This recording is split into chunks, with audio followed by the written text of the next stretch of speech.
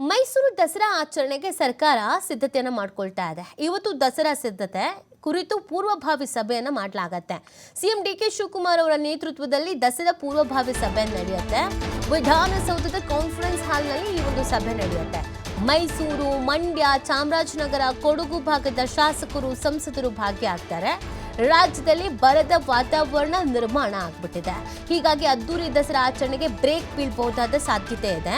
ಸರಳ ದಸರಾ ಆಚರಣೆ ಮಾಡುವ ಬಗ್ಗೆ ನಿರ್ಧಾರವನ್ನು ಕೈಗೊಳ್ಳಬಹುದಾದ ಸಾಧ್ಯತೆ ಇದೆ. ದಸರಾ ಅಂತಂದ್ರೆ ನಮಗೆ ನಾಡ ಹಬ್ಬ, ಅದೊಂದು ವಿಜೃಂಭಣೆಯ ಹಬ್ಬ, ವಿಶ್ವವಿಖ್ಯಾತಿಯನ್ನು ಪಡ್ಕೊಂಡಿರುವಂತಹ ಹಬ್ಬ.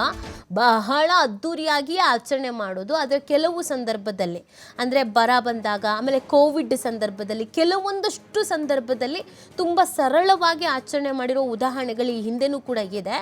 ಈಗ ಮಳೆ ಎಲ್ಲ ಕಮ್ಮಿ, ಬೆಳೆ ಎಲ್ಲ ಬೆಳೆಯೋಕ್ಕಾಗ್ತಾ ಇಲ್ಲ, ರೈತರು ಕಂಗಾಲಾಗಿ ಹೋಗಿದ್ದಾರೆ. ಒಂದು ರೀತಿಯಾಗಿ ಇದು ಕೂಡ ನಮಗೆ ಸವಾಲು ಮತ್ತು ಸಂಕಷ್ಟದ ಸಮಯವೇ.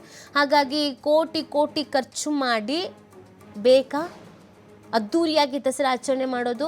ಮೋಡ ಬಿತ್ತನೆ ಮಾಡಿ ಅಂತ ಕೇಳ್ತಾ ಇದ್ದಾರೆ ರೈತರು.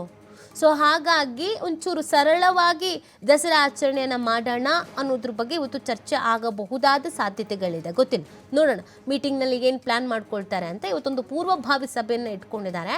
CM ನೇತೃತ್ವದಲ್ಲಿ ಈ ಒಂದು ಪೂರ್ವಭಾವಿ ಸಭೆ ನಡೆಯುತ್ತೆ. ಏನು ಮಾಡೋದು, ಹೇಗೆ ಮಾಡೋದು, ಏನು ಎತ್ತ ಅನ್ನೋದ್ರ ಬಗ್ಗೆ ಚರ್ಚೆ ಮಾಡಿ ನಿರ್ಧಾರವನ್ನು ಕೈಗೊಳ್ಳಲಿದ್ದಾರೆ.